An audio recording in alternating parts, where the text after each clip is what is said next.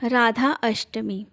भादो मास के शुक्ल पक्ष की अष्टमी तिथि के दिन राधा रानी का जन्म हुआ था।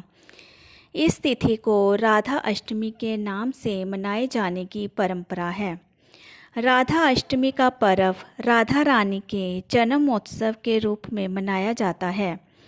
माना जाता है कि श्री कृष्ण के जन्म के 15 दिन बाद राधा रानी जी का जन्म हुआ था। जिस पर राधा को मान है, जिस पर राधा को गुमान है, यह वही कृष्ण है जो राधा के दिल में हर जगह विराजमान है। राधा के पिता का नाम वृषभानु था। उनकी माता का नाम कीर्ति था। बरसाना राधा जी के पिता वृषभानु का निवास स्थान था। बरसाने के अलावा राधा जी का अधिकतर समय वृंदावन में ही बीता। राधा जी ने जब भगवान कृष्ण को पहली बार देखा तो वह बेसुध सी हो गई थी। कहते हैं कि राधा ने श्री कृष्ण जी को पहली बार तब देखा था जब माता यशोदा जी ने भगवान कृष्ण को ओखली से बांध दिया था। कुछ लोग कहते हैं कि राधा जी ने कृष्ण जी को सबसे पहली बार तब देखा था जब वह अपने पिता वृषभानु जी के साथ आई थी।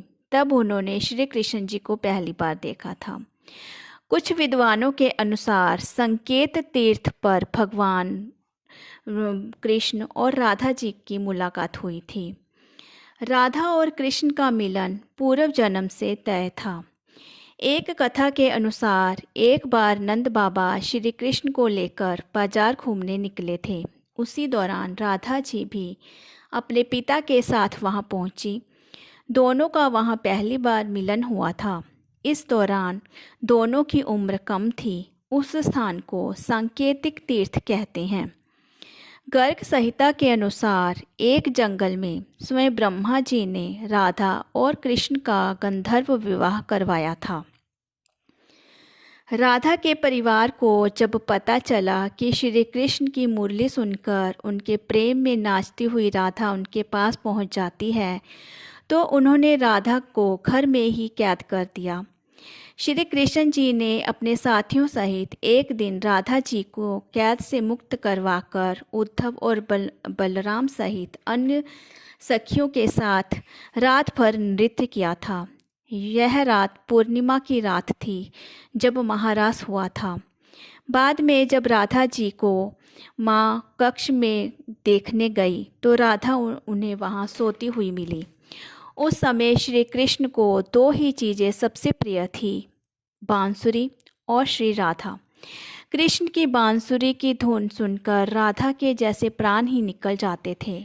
उन्हें कृष्ण जी के साथ कई जन्मों की स्मृतियों का ज्ञान होता और वे बांसुरी की धुन सुनकर श्री कृष्ण की तरफ खींची चली आती थीं।